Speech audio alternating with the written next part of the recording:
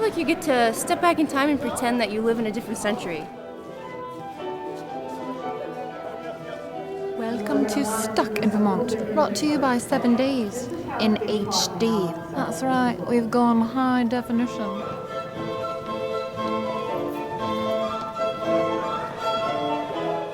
My name's Ava Solberger, and we're here in the Elley-Long Music Centre in Colchester, Vermont, for an English country dance party hosted by the Burlington Country Dancers.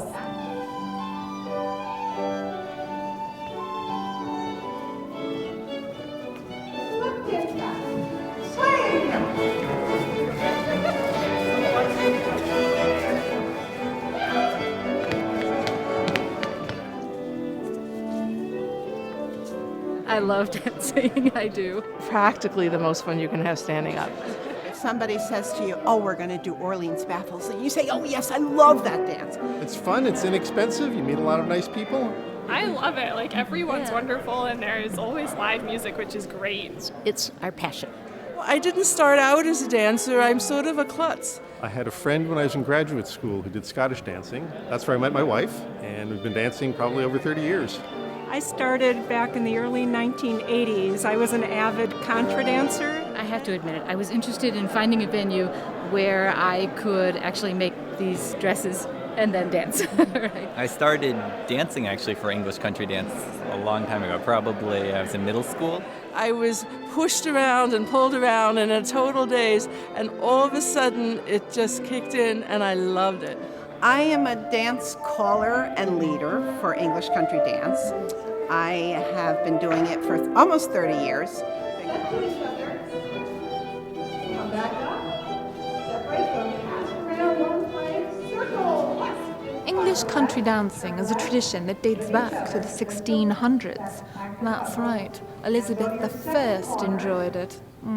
It's just a muscle memory. Once you get it in your body, it's not a problem. Believe it or not, it's becoming a lot more popular with the young folks. Yeah, there's really a lot of English dancing around, and you don't hear about it. Hands in a ring, get it level. Partner set.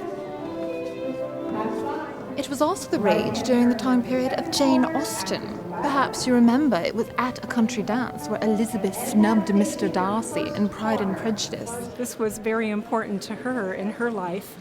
She not only wrote about it in her books, where these kind of social interactions at the dance figure very prominently, but she also wrote in her journal and her letters to her sister about dancing herself. That's right, Jane Austen loved dancing. It's so beautiful, so romantic. I was a literature major, and when I do these dances, I feel like I'm in a Jane Austen novel. Like I remember the first time I came, the first dance, they said, this dance is from 1799, and I just went,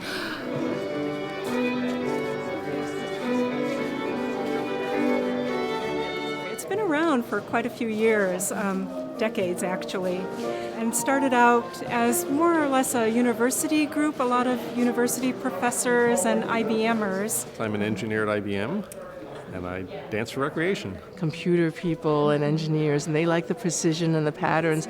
And just a few years ago, we started adding the element of live music.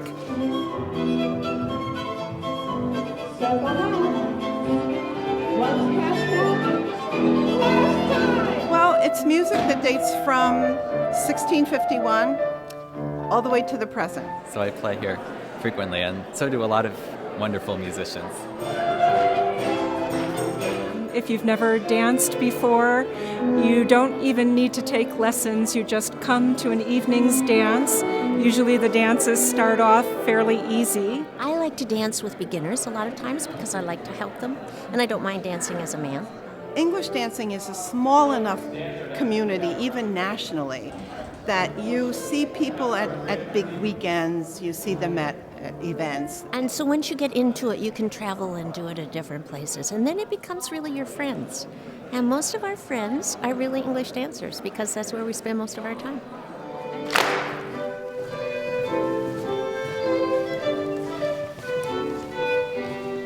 Lovely dancers.